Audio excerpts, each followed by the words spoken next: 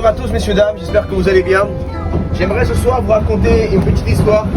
C'est l'histoire de deux personnes. Un qui croit en Dieu et l'autre qui ne croit pas en Dieu. Ils sont tous les deux devant un monument historique qui a été construit par une civilisation il y a des milliers d'années, comme par exemple une pyramide en Égypte.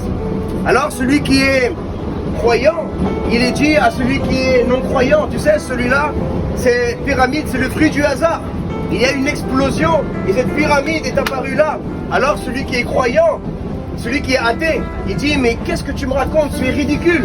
Comment une explosion va créer une chose aussi parfaite, une pyramide?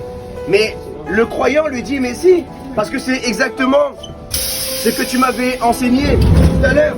Tu me disais que la terre et le monde dans lequel nous vivons, ce n'est que le fruit d'un hasard et que tu ne crois pas en Dieu parce que tu n'as jamais vu celui qui a créé cet univers et cette terre.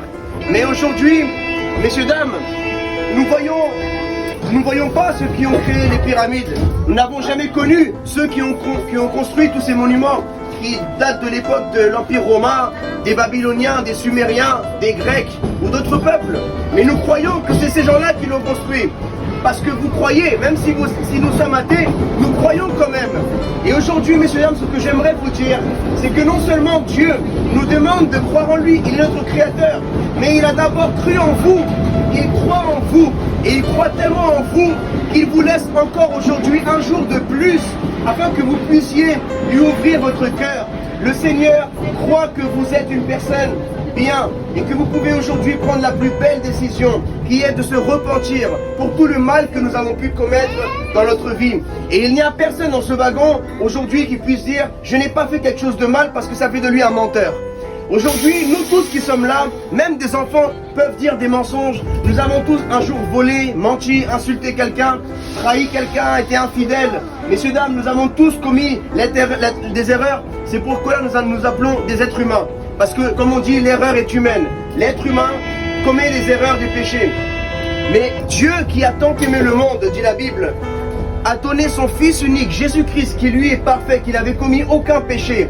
Et il s'est donné à notre place. Il est parti dans le séjour des morts à notre place, à votre place, afin que le jour que vous allez mourir, messieurs, dames, vous n'allez pas payer vos péchés en enfer, mais vous allez être devant Dieu.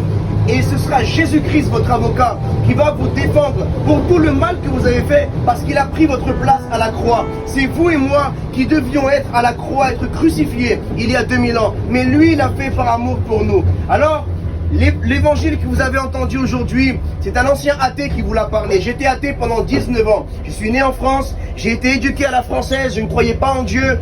Pour moi, Dieu n'existait pas. Mais un jour, j'ai ouvert la Bible et j'ai été touché, impacté par le message de l'évangile de Jésus-Christ.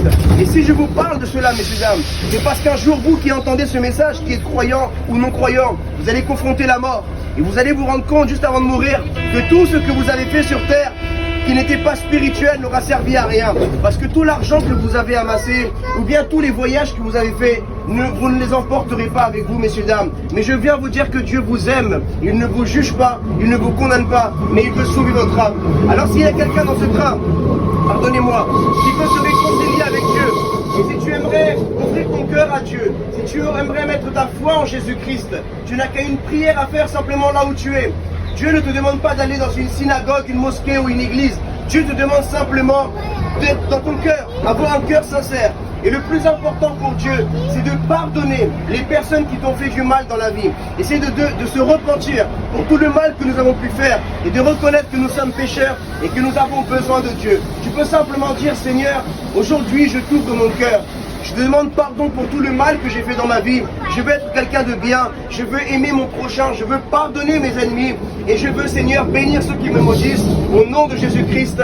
Amen. Que Dieu vous bénisse, messieurs, dames. Et n'oubliez pas que la vie passe vite et la mort ne prévient pas, messieurs, dames. Regardez-vous dans le miroir ce soir et vous verrez que vous n'avez plus 5 ans, vous n'avez plus 10 ans, vous avez peut-être 60 ans, 50 ans. Qu'est-ce que vous avez accompli dans votre vie? Si vous mourrez aujourd'hui, qu'avez-vous fait dans ce monde? Rien. Parce que dans votre cercueil, vos mains seront vides et vous verrez que tout l'argent que vous avez poursuivi dans votre vie, ce n'aura été que poursuivre du vent, parce que dans votre tombe, vous serez seul, sans personne d'autre. Et n'oubliez pas que Dieu vous aime. Cherchez Dieu de tout votre cœur, lisez la Bible et que Dieu vous garde, messieurs, dames.